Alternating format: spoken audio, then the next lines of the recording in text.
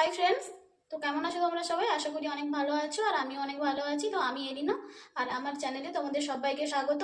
তো এটা আমার চ্যানেলের ফার্স্ট ভিডিও, তো তোমরা আমার পাশে থেকো আমি যাতে এভাবে আরও অনেক ভিডিও দিতে পারি। এবং আমি এই চ্যানেলে আমার দৈনন্দিন লাইফস্টাইল, আমি সারাদিন কি করি না করি এই সবই তোমাদের সঙ্গে শেয়ার করব। তো এভাবে নতুন নতুন ভিডিও পেতে তোমরা আমার চ্যানেলটা সাবস্ক্রাইব করে দিও আর ভালো লাগলে লাইক কমেন্টও করো। তো আজকের সোমবার, মন্ডে, তো আজকের বাড়িতে কেউ নেই। বাড়িতে কেউ নেই বলতে আমার মা বাবা স্কুলে চলে গেছে, ভাইও স্কুলে চলে গেছে, আর আমি একটু কলেজ যাইনি। কাল রবিবার আমার একটু কাজ ছিল তাই বাড়ি ছিলাম না, তাই চুলে শ্যাম্পুটা দেওয়া হয়নি এবং কিছুটা গোছগাছ করা বাকি ছিল বাড়ির, সেসব করা হয়নি। আর এখন আমাদের কলেজে ঠিকঠাক তেমন ক্লাস হচ্ছে না, তাই ভাবলাম যে আজকে থেকে যাই। আর আজকের বাড়িতে কেউ নেইও, পিসিমণিও একটু গেছে কাজে, তার জন্য বাড়িটা ফাঁকা আছে, তাই আমি ভাবলাম যে আজকে থেকে যাই, একটু বাড়িটাও লক্ষ্য নজরে থাকবে আর আমার কাজগুলোও হয়ে যাবে। তো এভাবে দেখতে থাকো তোমরা সারাদিন আমি আজকে কি করি। এখন 11:30 বাজে, তো মা বাবা চলে গেছে 1 ঘন্টা আগেই। তো আমি কিছু কাজ করছিলাম, তারপরে ভাবলাম যে তোমাদের সঙ্গে ব্লগটাই শেয়ার করা যাক। তো চলো দেখতে থাকো তোমরা, আর ভালো লাগলে লাইক কমেন্ট করো আর সাবস্ক্রাইব করে দিও। নতুন নতুন ভিডিও পাওয়ার জন্য বেল আইকনটিকেও প্রেস করে দিও। তো চলো দেখতে থাকো। তো এখন আমি চুলে তেল দেবো, তারপর আর বাকি সব কাজ করব। তো চলো দেখতে থাকো।